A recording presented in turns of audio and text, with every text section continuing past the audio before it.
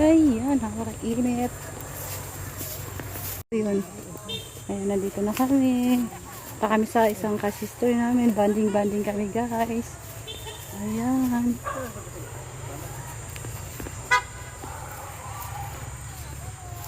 Ayun na, nandun na sila, guys. Oh. Init. Ayun na sila.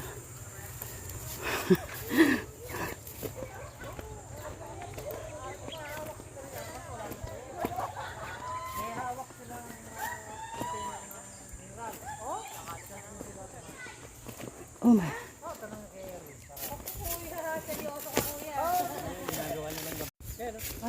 Tingnan mo kuya, seryoso ka na pala.